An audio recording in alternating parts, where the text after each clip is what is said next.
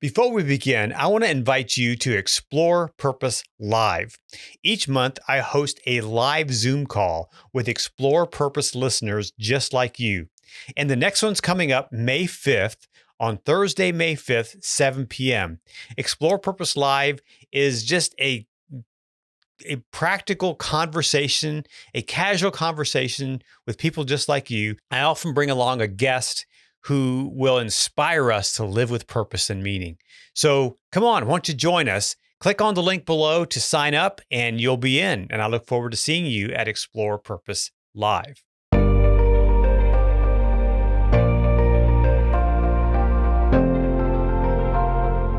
Welcome to Explore Purpose, the podcast designed to inspire you to live with purpose so that you can make a greater impact on the world around you. Hi, my name is Conrad Weaver. I'm your host for the program, and I'm so glad you stopped by to listen today.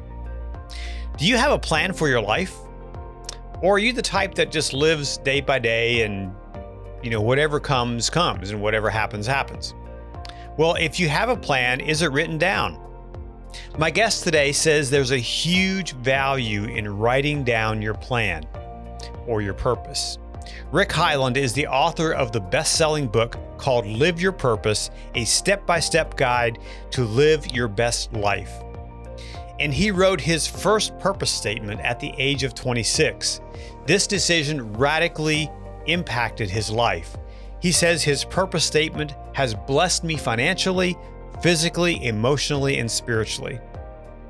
Rick says he loves striving for peak performance in order to accomplish his work, financial, spiritual, relationship, mental, and physical health goals.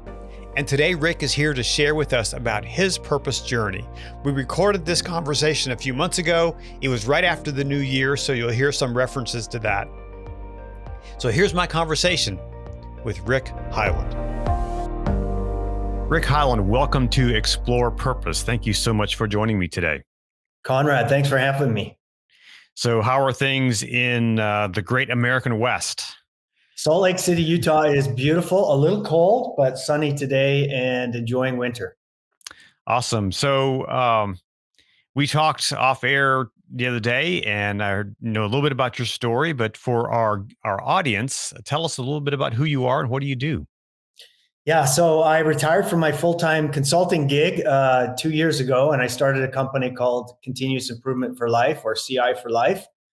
And it's really all to do with my purpose that I developed when I was a struggling MBA student at 26 years old. So my consulting career was about continuous improvement with big organizations. And now in my retirement or my semi-retirement, I've wrote a book about purpose, and I'm now coaching and consulting about purpose to small business and millennials. So it's a lot of fun, and retirement is great.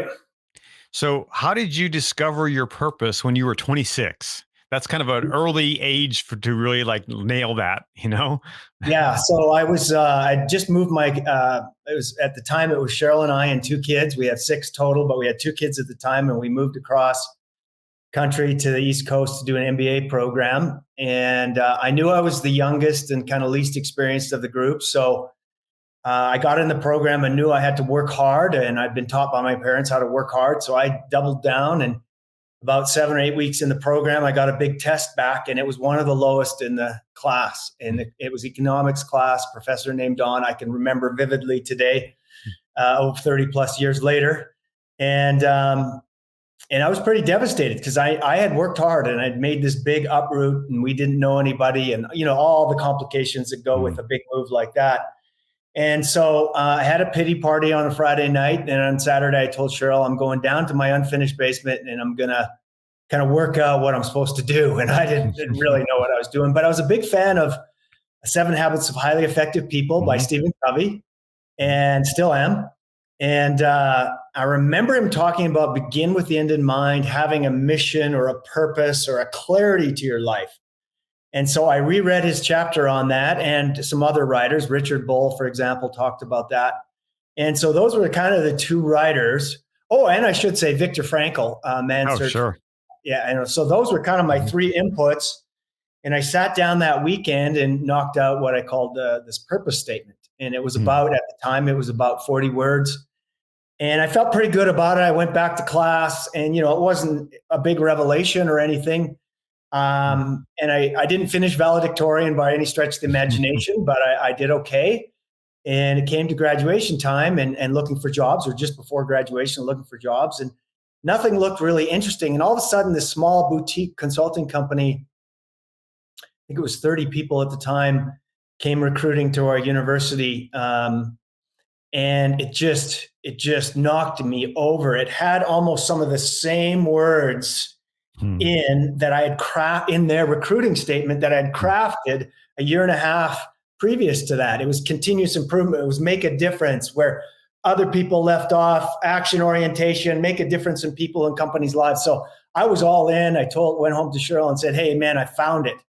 So I applied for the job, and a few days later it came back and was on the board. This is before computers, so you had to do the humiliation act and go in the recruiting office and look on the board and see if you were picked. And it wasn't picked for an interview. And I was, had a little shock to the system. And before I could throw a big pity party, I called up the recruiting office and I said it this way. I don't know if I was this bold, but maybe I was. And I said, my name's Rick Heyland. I applied for your job. I think you made a mistake. And they said, "Okay, Mr. Heyland, let me look at your resume." And they looked up my resume and they said, "Well, yeah, I appreciate your call, but you were some of the youngest and least experienced candidates that applied." And so I didn't have anything to lose at that point, Conrad. So I told him this whole story about the purpose statement and the same words and action orientation, continuous improvement, make a difference. And I said, "Okay, kid, apply for the job. Put your name up on the interview list." I remember it was a Thursday at 5 p.m. and I was the 11th interview. Long story short, Conrad, I was the only one that got the job that year. Retired 32 years later as the COO and the second largest shareholder of the company. And we had just a great growth story. And anyhow, I attribute much of that to obviously hard work and a lot of great people around me. But the purpose is what drove me. I was even when the ups and downs of that career over 32 years came, I was so crystal clear that this is the type of work that I was meant to do because of purpose. And so when I retired, I thought, I should write a book about this. And so I did research, and lo and behold, Conrad, and particularly over the last 15 years, there's been some amazing research on the power of purpose in people's lives, the health benefits, the psychological benefits, the well-being benefits. I just knew it from a career and focus standpoint. And there is so many, as you know, there's so many other benefits for having clarity and purpose in your life. So, that's how I came about. Well, I want to get into some of those consequences of living with purpose, but I want to first go back and when you were exploring what your purpose is, how did you, as a 26-year-old, figure that out? What was the process like, and what would you do different today if you were in that same process? Well, and I've been through both, right? Because when I read throughout the book, I said, okay, well, what were the questions I was asking myself and how can I articulate? So as I've taken people through the process of developing a purpose statement or a vision for their life, I kind of use all those terms interchangeably. It's all about having a clarity about who you are and where you want to go. And so I developed this 777 process, and it's basically 7 journal sessions, asking yourself a few questions over 7 days, and you come up with it. And the foundation, the 2 most important questions that I remember doing and that I've taken people through now are both. One is forward looking and the other is backward looking. Because I don't think this is just a look at your history and determine your future. I think it's also a visioning process of trying to pull out your best self. So the rearward looking question that I found very powerful for people, and including in the feedback I've got from folks, is what are my strengths? And how do I want to bring those forward to the world in my everyday? And that is a powerful question to journal and reflect on. What are those strengths that I bring? And how can I bring those forward? And then the second question is more forward-looking. And I love, and people have reflected, and Stephen Covey talks about this in that same book that I mentioned. Imagine yourself at your funeral. Now, you can't control what people are saying, but if you could influence that, what would you like them to say? If you could project forward 50 years, 40 years, 20 years, 10 years, however many years you have left, what would you like them to be saying about you? Hmm. Toughest, richest son of a gun, no matter what, he ran over people and accomplished the goal? Or, what is it that you want Yeah. people to imagine and say about you? And the combination of those two, rearward, what strengths I want to bring to the world, forward looking, what does my best self look like? And then, of course, the harder work or the most important work after that is engineering yourself and looking, okay, so if that is my best self and these are my strengths, how do I bring that forward to the world? And I include that in my second section of the book. But to answer your question, those are the two most powerful questions to get yourself to craft both bringing your best self from the past and looking forward to the future. Boy, if you can really, think about that as, look what your end goal is. And I did that a little bit on a more localized, I guess the localized isn't the right word, but on a small scale, just for this next year, I projected myself to January 1st, 2023. And I said, okay, what do I want to have accomplished this past year? And I wrote those things down. And so that's my focus this year. And so I listened to this other podcast by Craig Groeschel, the Craig Groeschel Leadership Podcast, and he says your life moves in the direction of your strongest thoughts. Yes. And so when I put these thoughts into my head, this is where I want to be a year from now, then I begin to move in that direction. Do you think that's the same way for your whole life when you're looking at the end? Yes. Absolutely, Conrad. In fact, that's the steps, isn't it? You have to then pass that big picture 10-year, 20-year vision for my life that I've articulated in this purpose now. And the new year, here we are in January 2022. This is a perfect time to ask that question. I call those yearly goals, but you can call it a yearly vision. Well, it doesn't matter, does it? As long as you're then reverse engineering, this is my vision for my life. Okay, what do I have to then do and focus on this year to move towards that vision for my life? And that's the exact process, isn't it? You have to reverse engineer it back to then yearly chunks. And then I like even taking it a step forward. People ask me, what are the 3 best tools at the beginning of the year, or best habits at the beginning of the year? 1 is a vision for your life. 2 is a vision for your year. And then 3 is break that down into a weekly plan. So now, as you said, I've got a vision or direction for my life this year in 2022. Then each week on a Sunday night or a Monday morning, I sit down and say, okay, there's my vision for my year, what I want to accomplish and do and be. What do I have time? Break that down, because that's a huge goal, right? Week and then my day. And if you don't, it just becomes aspirational. Now, there is some power in the brain and just having that out there. Sure. An intention, I believe in that as well. But boy, if I can bring that back to my weekly chunk of time and plan accordingly and pull out 2 or 3 key, important but non-urgent items. Because what happens in the week if we don't? We get so sucked up in busy with the kids, busy with commitments, busy with your work, busy with your volunteer, whatever it is, that we can get sucked up into busy without really making a difference on some of those long-term, aspirational, important but not urgent items. So that's why I love breaking it right back down even to the week. Sure. It's, I know that you run marathons, and I'm sure as training for a marathon, you don't just go out one day and run 26.2 miles, right? Exactly. You have a plan. You prepare, you have a plan. Yeah. And that's it's the beginning of the year. What a great time to plan, honor what you learned and the blessings from last year is a great exercise. And then the second one is to plan for your life this year. And, that's exactly what you do in a marathon, right? You have a 20-week, 30-week, whatever it is, depends on the base you start with, and a training plan. And you can Google it right now. If you want to run a 3.5-hour marathon, you know exactly what you need to do each week. You need to have a long run. You need to have an interval run. You need to have not go up more than 10% each week. There's all these laws and rules in order for you to get that time and accomplish your goal. And it's the same like any goal. You have to have a plan. You have to have expert knowledge and insight, because sometimes we try to do it on our own. That's one of my big learnings again this last year is when in my own life and people that I coach, when they get the expert insight, let's say it's finances you're trying to improve. You have to have expert insight, because you could say, I'm going to save, I'm going to earn, I'm going to. But if you're investing and doing the wrong things, even though your intention is right, without expert insight or learning, you need that as well to run a good marathon, be good with your finances, whatever it might be. But anyhow, I digress, but all sorts of learnings in trying to be intentional and plan your life. And how important is accountability to someone that can track with you?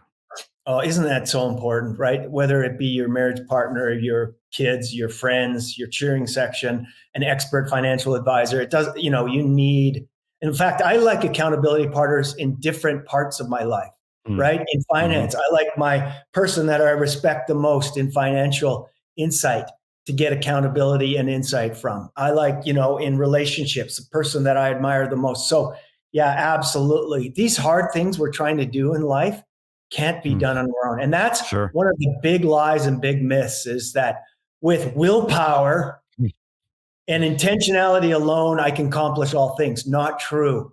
The next step behind intentionality is then accountability or insight partners or cheerleaders, if you will, to help us along this journey and path. And boy, we can do it much better together with accountability and insight partners. In your journey, I'm sure you've probably had ups and downs in reaching your purpose and going towards your purpose. What are some of those things that have distracted you, and how did you recover from that? Yeah, there's so many things, but I'll give you one big one: busyness. I am so busy. I'm exhausted. I can't get to those important, non-urgent things because I'm so busy at work. I get so many demands from my employees and my clients that I can't get to that big, intentional, non-urgent thing that I really wanted to, that I think is going to make a difference for our revenue or my life or whatever the goal might be. And so I think busyness and distraction is two of the biggest sidelines. And so, that's why it's so important to have a written goal, to have it down and to review it regularly. Otherwise, you get sucked into the distraction and busyness. Distractions could be, everything from social media to TV to, whatever that are good things to do, maybe to relax and unwind, because self-care is important. Let's not undervalue the importance of self-care and taking time to renew, if you will. Yeah. But to be intentional and to stay focused on your goal is so important today, because distraction is such a big enemy to accomplishing big things, right? And busyness is as well, because we get sucked into that thinking, okay, I'm busy, I must be, doing great. Well, not so fast, my friend. You may not. Well, it's like my friend that I interviewed for the launch of this show, Whitney Hahn. She said, busy does not equal success. Yes. And I think too often in her words, she said, we confuse those two. We say busy is, I'm busy, so I must be successful. Yeah. You show me a person that's saying yes to everything, and I'll show you a well-intentioned but unfocused person that's not clear on where they're trying to take their lives. Is that a lesson you had to learn? Oh, absolutely. You have to constantly and relearn that one, right? What's really important for the big picture this year, right? I can say yes to all things at work and make a huge sacrifice to my relationships goals, and vice versa. So you have to be super clear and intentional on your goals. Or I'm exhausted at the end of the week, but I promised my daughter a date night, right? But I'm super exhausted from all the great things I was doing at work. But because I'm intentional and because I'm focused and because I want that long-term goal, I somehow find the courage and clarity and energy to also have that date that 20 years later, your daughter says that your wedding night is one of the greatest memories I have about my dad. He always made time for me and my one-on-one times. You go, oh, okay, that was worth being intentional. That was worth being focused. And that was worth saying no to something else in sight of greater good. Sure. So what are some of those things that you do on a regular basis that keep you focused on that purpose? So I've already mentioned the importance of weekly planning, yearly goal setting, weekly planning, and then daily planning. I love that quiet, creative period on a Sunday or a Monday morning where you can look at your roles and goals. For me, it's faith, family, health and fitness, CI for life, and financial that I block it into as a 60-year-old. It might be different for people as a 20-year-old or a 80-year-old, but that's what the goal roles that I look at, and I say, okay, what do I really want to accomplish in those things? Not what's in my calendar necessarily, although those are, I'll probably accomplish those, but what are the important, non-urgent things that I want to do this date? I want to take my oldest daughter and her husband out for lunch on Saturday to celebrate their promotion and their success that they just had in their life. Well, that's something that might just fly by if I'm not intentional about it. So that weekly planning is a superpower. If you want to be great and you want to look back 30 years after your life, weekly planning and being intentional on the most important things in your life is critical. But then just as important for purpose is daily planning. Like there is some purpose juice just out of daily planning. Conrad, I did an interesting study of 1,500 people from the US, Canada, Australia, Canada, US, and the UK. 1,500 people, not a large sample size, but I was looking at questions, a whole bunch of questions around happiness and purpose. And I learned a really interesting thing. I looked at the people that said they were happiest, and one of their top 3 habits in correlation to happiness was daily planning. They didn't say anything about a big purpose in life, although they did later in a different question. But they said one of the things that gives them purpose is just to wake up and have a plan. And so there is so many values to just having a plan for the day, whether it be to, whatever it might be at work or doing the groceries or whatever it might be, cooking a meal, doing something with your daughter, but just to have a plan for the day. And then I love in our busyness to have a prioritized plan for the day. Because we all know that, like Mike Tyson said, you might have a plan until you get punched in your mouth and then all goes chaos, right? But of the 20 things I got to do today, what are the most important 3 things? And then let's deliver with excellence those 3 things. Our employees, our kids, there might be all these things that pull us off the other things, but these are the 3 things. I started doing something last year, and I don't do it regularly now. I still have a daily plan that I do, but I started writing, instead of saying goals for the day, I wrote down, here are my 3 wins for the day. And when I can hit those wins, that's a win. I can hit I can check that off. I can scratch it off the list. It's a win. And it kind of gave me that little, adrenaline pump that, hey, this is a good thing. And it motivated me to get to the next one, to have those wins. Yeah, I agree. In fact, I came out after the book, people said, well, how do I really execute on what you've talked about in there?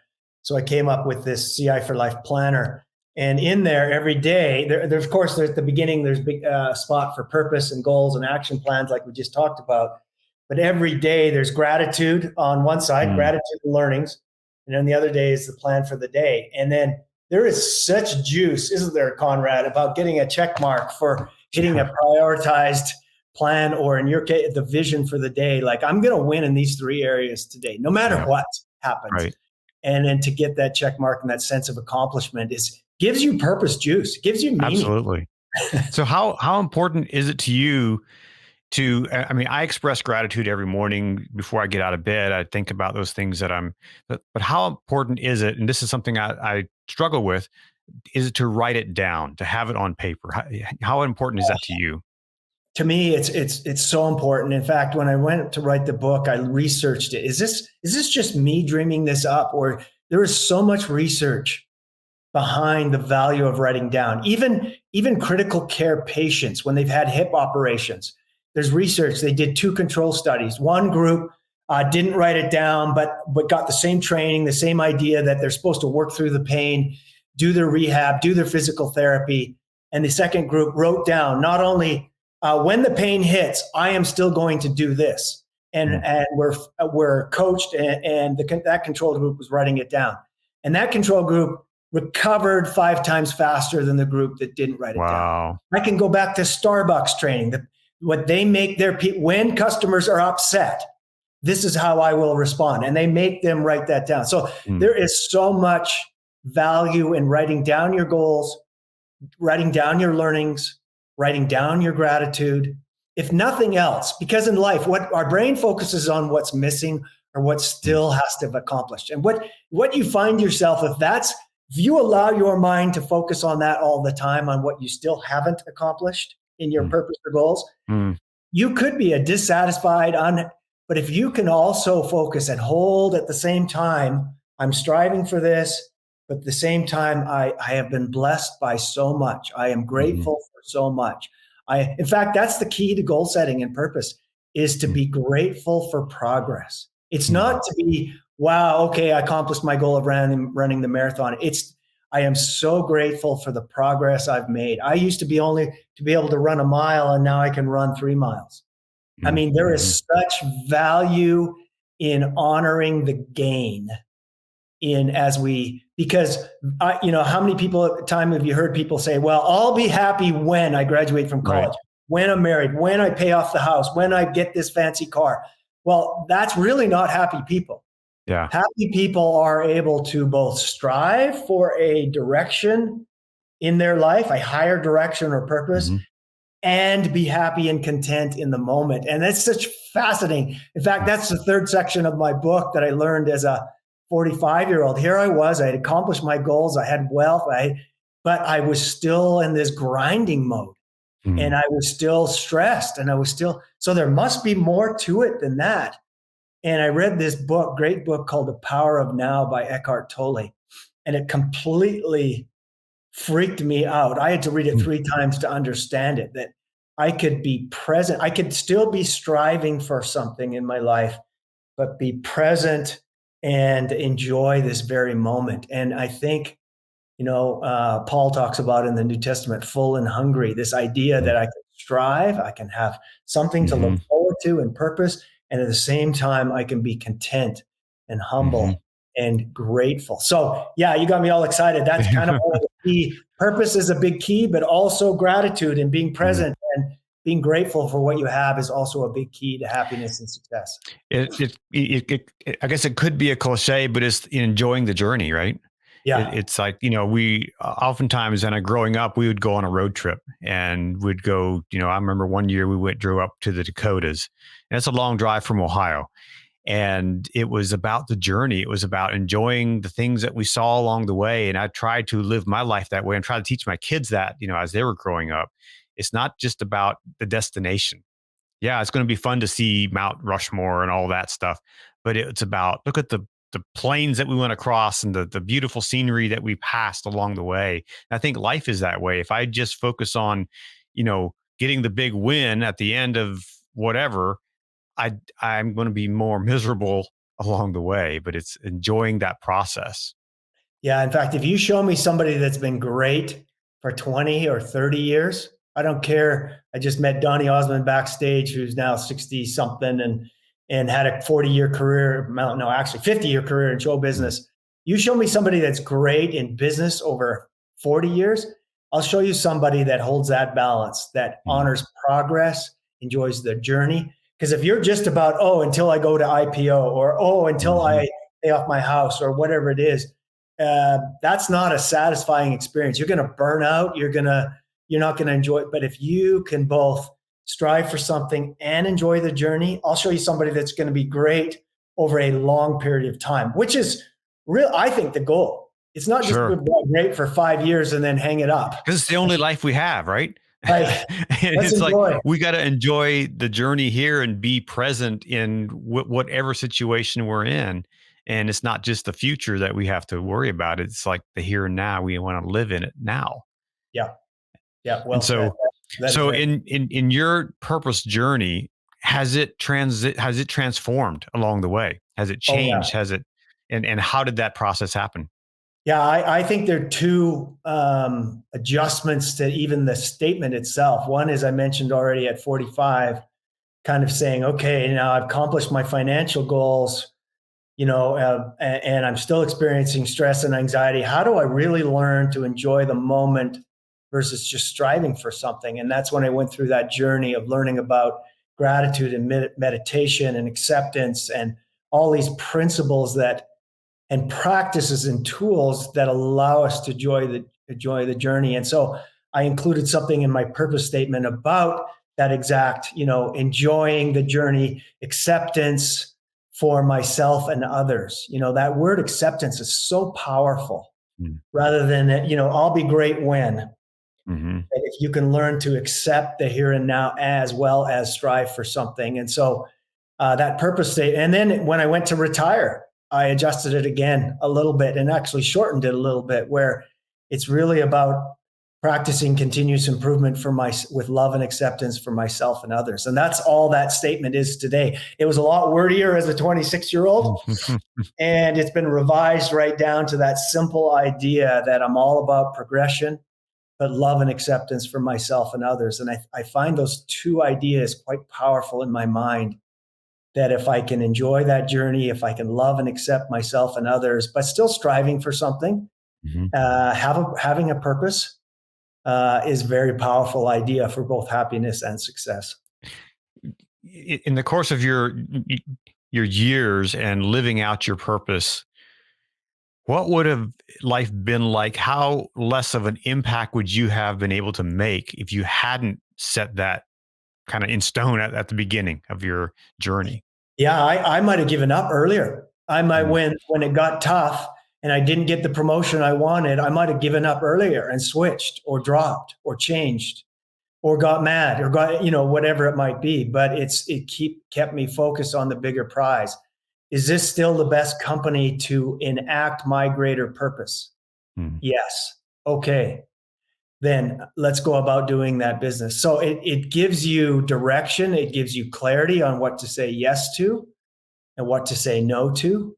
As I already mentioned, when you're out of energy and you still haven't accomplished your greater purpose, it actually gives you energy. It gives you, okay, I'm exhausted at the end of the week, but I know my daughter or my son's game or my daughter's date or whatever it might have been, that's an important part of who I want it to be. So it gives you energy to, okay, let me continue to do that. And once you get in that activity, it's amazing. But I was still exhausted going into it. So yeah, it gives you energy. It gives you clarity on what to say no to, what to say yes to, and gives you enduring power, I guess is where that first part of that answer came from. It gives you enduring power to continue. So how is who you are the same or different than what you do? Ask that again. So how is who you are the same or different than what you do? Okay, well, there's a lot of ways to answer that. I love that question. So one way I'd answer that, because I get that a lot, is saying, let me translate it into how I hear it from others, saying, you know what, I have a greater purpose in my children. That's my purpose. Yeah, you're a parent. That's awesome. And that's a big part of your life. Or my work gives me purpose. Absolutely. Or my faith gives me purpose. Absolutely. It's yes to all of those. And who do you want to really be inside of all those small p purposes? And that's why there's such value in developing a purpose statement, because it absolutely helps you articulate who you want to be. And yes, I'm going to do all these things. I'm going to be a parent. I'm going to be a worker. I'm going to be a servant. I'm going to be all this stuff. But who's the greater who you want to be inside of all that? That's the enduring power of an overarching purpose versus just this is what I do every day. I'm good at research. I'm good at bringing companies. I'm good at serving people. I'm good at, that's what you're doing. But who do you really want to be inside of that? Does that answer your question, Conrad? Yeah. And I think so many people get lost in or get confused with that, okay, right now I'm working on a documentary about first responders. So I'm working with a lot of firefighters and police officers and others. That. Thank you for doing that. And they get really tied up in their profession, and they're good at it, I'm a nurse. for the most part. But when they retire, many retire around 55, they're lost. Yeah. Because they're not that first responder anymore. If they're a police officer, they don't have a badge and a gun anymore. They're a firefighter. They're not responding, on a truck and squirting water on fires. So they get lost in who they really are. And I think it goes beyond first responders. It can be for, accountants or whoever. When you put all your eggs in the I am this profession, this is who I am, that is confusing. And when you lose that part or you stop that part, now you're lost. Well, in fact, I just went through that as a 58-year-old retiring, and I'm a CEO of a consulting company. Well, and now I don't have any staff, and now I don't have any, I have no title, and it's like, okay, well, who am? So I went back to the purpose statement and said, okay, so how does that continuous improvement with love and acceptance for myself and others look like now? I'm not just the CEO of a consulting company. This is my vision for my life. So how am I going to how does that phase look like, phase 2, if you will, look like? Or even people feel that after kids. The kids leave the house and they're lost, right? Yeah. So that's the value of having that overarching purpose. My dad just experienced this as an 85-year-old through COVID, right? He's cut off. My mom is in failing health through dementia. He's cut off from everybody during COVID. He doesn't have a church calling anymore. He doesn't have a work responsibility anymore. His wife's and who am I? What is life about? And went back to those same 2 questions about strengths and future, and crafted a purpose statement about creativity and connection and service and mentoring. And then proactively started to make phone calls every week or dropping bread off at people, so that he could enact his purpose in a different way in a COVID environment as an 85-year-old with brand new circumstances. So you've just highlighted the value of purpose at different phases and ages of your life, that you're not just a parent or a CEO or a first responder. What's your greater purpose? And then what does phase 2 look like? What does phase 3 look like? And keep going back to that purpose statement to find what phase 2 and phase 3 looks like. Yeah. Well, so and you've kind of touched on this, but what are some of the big life lessons that you've learned along the way in living out your purpose? Oh man, that's such a great question. It's such a big question. I think, as I mentioned earlier, let me just grab my book here. On chapter 3, I kind of knew this, but as I mentioned earlier, I thought it was just about, career benefits or financial benefits. And as I look back on it and I see it in other people's lives, from research, I won't cite you all the research paper, but let me give you the high graded top 10 benefits of living with purpose from scientific research. Number 1, enhanced health and physical well-being. And I can testify to that. Greater resilience. How many of us during this time of COVID and uncertainty need greater resilience? Increased happiness, increased life satisfaction, better psychological well-being, more likely to engage in healthy habits. How much research and great books have been written on the power of habits, taking it away from willpower to habits, right? People who live with purpose are more likely to engage in healthy habits. Less chronic illness such as stroke or heart problems, lower incidence of dementia. I've got that in my family. You don't think that that's a powerful motivating influence for me and my siblings? Absolutely. A higher quality of life and longer life, less hospital time. So those are some of and I can say yes to all of those, having seen that value. And I couldn't have articulated all of that without seeing some of the research, but that's some of the value of purpose. And there's something for everybody in there, isn't it? It's not just about absolutely finances, it's health, it's relationships, it's well-being, it's all of those things. And those are some of the powerful life lessons, that there is such joy and peace in living your life with meaning and purpose. Viktor Frankl knew that, right? Right. In search for meaning, and for folks, and he had to go through some really difficulties to learn that. Yeah, and thank goodness we don't have to go through. Most of us don't have to go through those type of experiences. But just for some of the listeners that haven't heard that story in a while, he was a POW in Auschwitz and in World War II, and went through those experiences and saw many people die. And he credits I'm giving you the abbreviated version of all this. He credits his survival to purpose and meaning. And he had 2. 1, looking forward to seeing his wife again. And 2, he had this vision of his life. He saw himself in a well-lit, you could see why that might have been important in his circumstances he was living in, warm lecture theater. He saw himself giving a lecture on the psychology of a concentration camp and talking about meaning and purpose. And those things kept him going.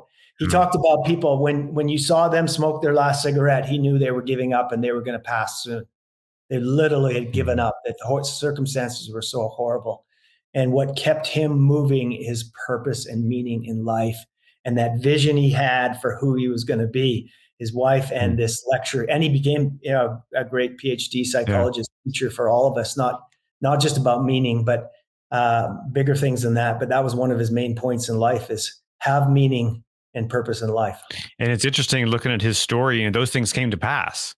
Yeah. Giving talks at universities, and because again, your life moves in the direction of your strongest thoughts. Yes. Yeah. There's people, like, I'm a big set goals from your purpose that are smart, specific, measurable, attainable, reliable, and trackable. But I have found the value over the last few years that many people have is just setting that intention. It doesn't have to be measurable. I want to be a kinder person.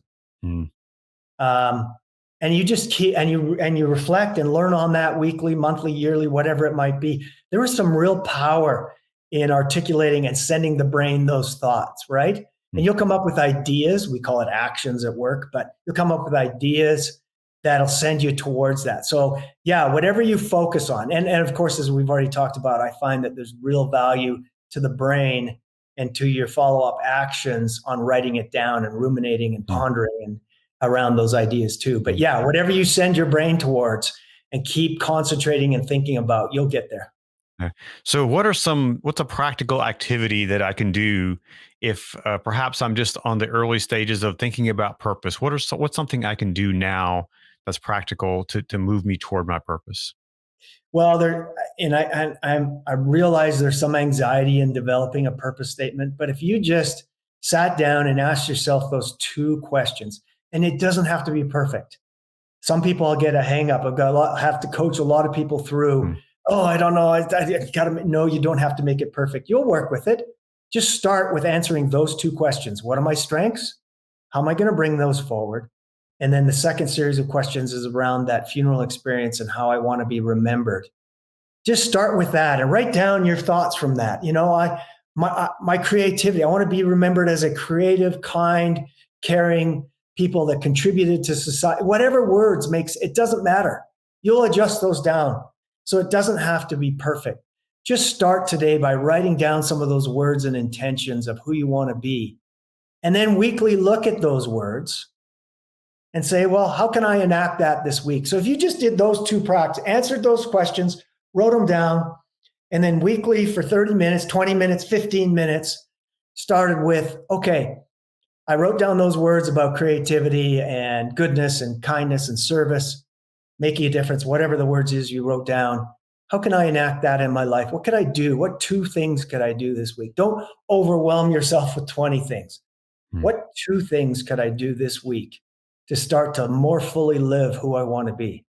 Well, I could stop doing this, or I could start doing that, or I could call so-and-so and check in with them. Whatever it might be, just do those 2 simple activities. Don't overwhelm yourself. Start with those 2 exercises. What do you think about that, Conrad? Is that doable? That's very doable. And I'm telling you, it'll change your life. Yeah. When you start doing that. And it sounds like you've had good experience even over the last year on doing that, for last year, this year, and trying to enact a difference for your life and people's lives that you're coaching with. Absolutely. Well, so tell us about your book and where can we find it? Yeah, it's on Amazon, or you can find it on my website, Live Your Purpose, a step-by-step guide to living your best life. And it's been out for over 1.5 years. It got really hot again over Christmas. I think people give books or the new year, people are looking for self-help and guidance. So yeah, I appreciate everybody's support, and those that have read it, if you don't mind leaving an honest review on Amazon. But yeah, it's there, or you can find it on my website, ciforlife.org. And there's lots of other free tools, goal setting tools, purpose statement development tools, best life calculator. There's some fun stuff on there also that might help you on your journey to kickstart. And what a great time to think about it in the beginning of a new year. Absolutely. And we'll put links in for all those things in the show notes, and people can access that. Well, Rick, it's been a real pleasure talking to you today. Thank you for sharing a little bit about your story and for your encouragement in seeking after purpose. I really appreciate that. And thanks for all you're doing, Conrad. Absolutely. Be sure to check out the links to Rick's book and his resources, his website, in the show notes below. And hey, if you enjoyed today's podcast, please subscribe and leave a review. And maybe a 5-star rating would be great too. I love 5-star ratings. I'd love to hear what you thought about the show. and about how you are living out your purpose. And be sure to follow us on all the socials. Check out the links in the show notes. And until next time, go out and make an impact by living with purpose. Thanks for listening, and I'll talk with you again next time on the Explore Purpose podcast.